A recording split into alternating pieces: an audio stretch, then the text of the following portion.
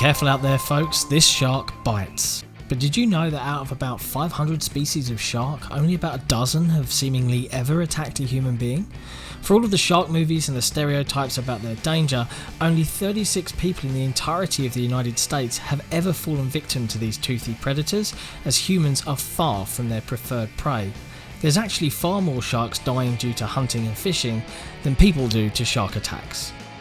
Georgia-based Tripwire Interactive, however, whose name might sound familiar due to their work on their lucrative franchises like Red Orchestra and Killing Floor, wants us to turn the tide, putting us in control of a dangerous shark, attacking other fishes, turtles, seals, and even other sharks in the search for total domination of the underwater oceans.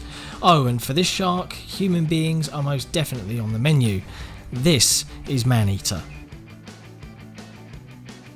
The game's opening bite-sized tutorial serves both as a means to learn the basics of the game and its controls, but also as a teaser of what's to come a couple of hours down the line.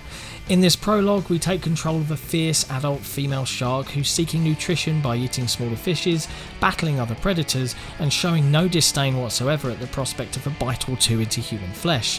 This proves to be a grave mistake, however, as legendary fisherman Scaly Pete LeBlanc captures and kills you very quickly.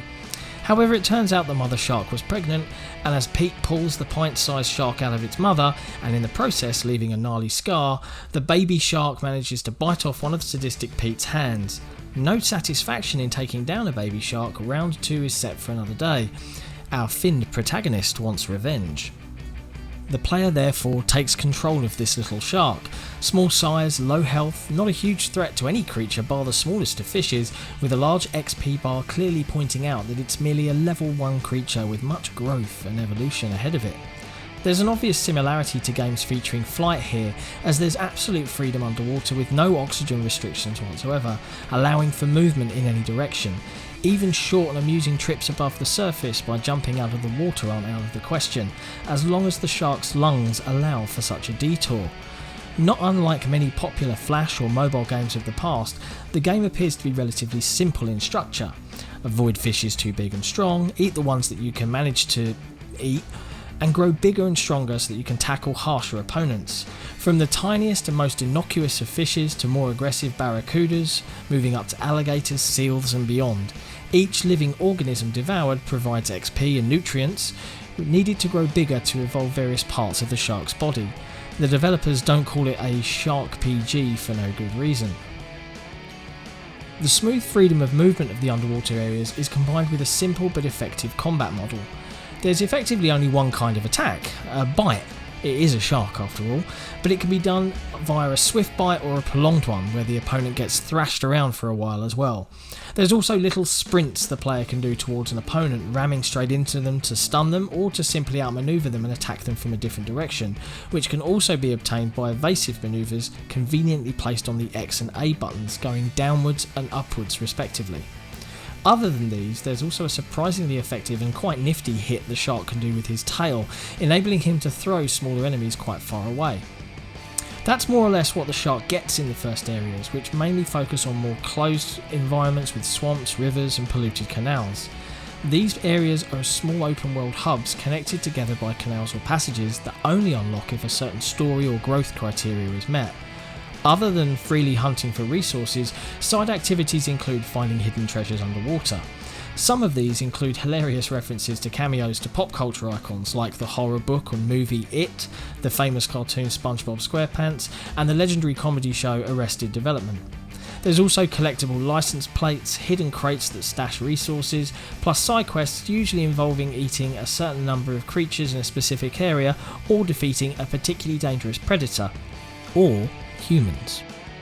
As suspected from the opening segment and the clue in the name, humans play a large role in the world of Maneater. Unsuspecting beachgoers, fishermen and tourists populate the waters and surroundings of the playable areas. They don't normally pose a threat, but players can attack them at any time. The reward are fresh nutrients and the thrills of the hunt, but in this case there's a bigger price to pay. The shark's threat level increases, and once it hits a certain threshold, hunters will hop onto their boats and try and hunt you down, using anything from firearms to explosives to get the job done. Not unlike in Grand Theft Auto, these waves of enemies are endless, so eventually our fellow shark will have to escape, a manoeuvre that tends to be rather easy given its incredible dashes and how the hunters tend to group in one small area, which allows the player to get in and out of their way until they forget there's a man-eating predator in the area whatsoever.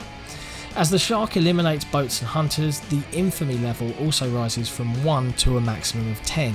At the end of each phase, a named and tougher shark hunter appears, usually on a reinforced boat and with various tricks up his or her sleeve, like a protective cage around the deck or an electric area surrounding the ship, which makes direct attacks much more complicated.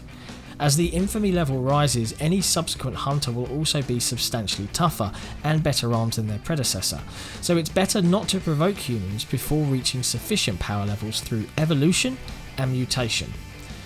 There's one important catch in the turbulent waters of the game's fictional world. Nearby production facilities and factories don't care a whole lot about climate change or the pollution of the environment surrounding them, which means they'll gladly dump their toxic waste into the canals, the lakes or the sea. This allows predators to showcase some unnatural mutations on which Maneater builds an entire RPG-esque model onto. Completing the various objectives, the player collects sets of upgrades for the various body parts of the shark, from the jaws all the way to the body and the fins, with variants like bone structure that allow the player much higher resistance towards damage, or a shadow form that concentrates on evasive actions. Throughout the game, the shark starts having more and more surreal looks. These loot elements can then be upgraded with the resources accumulated from eating other creatures. There's also a set of extra DNA mutations not impacting the looks that allow further bonuses and customizations on the playstyle, like longer resistance outside of the water or higher nutrient gains from eating. With a total of 30 levels and various stages of growth from baby shark... Wait, do I have to read this bit out? Okay.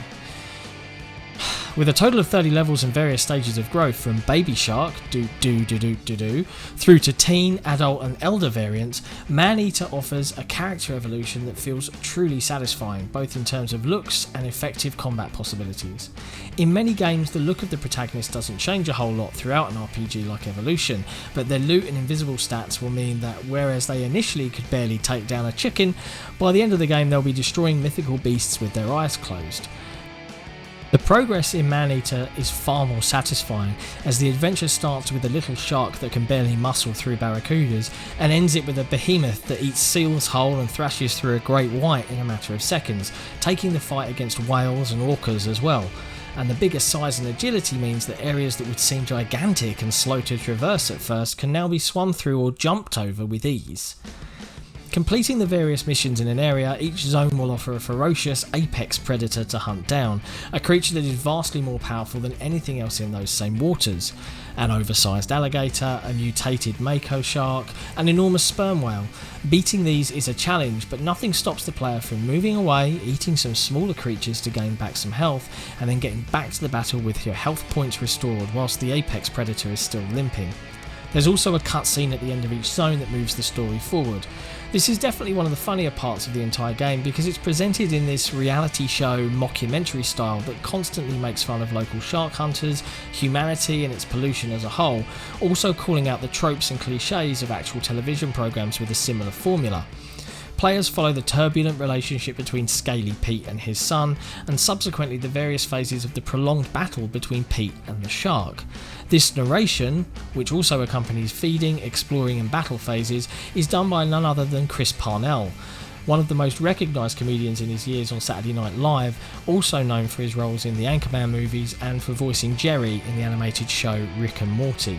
The ocean is vast.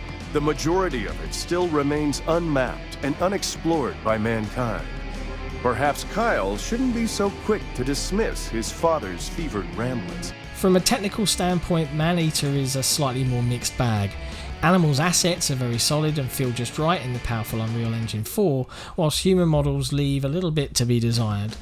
Light effects that change constantly with a day-night cycle and brilliantly designed underwater areas create a very enjoyable general look, though some faulty collisions and invisible barriers break the immersion a bit.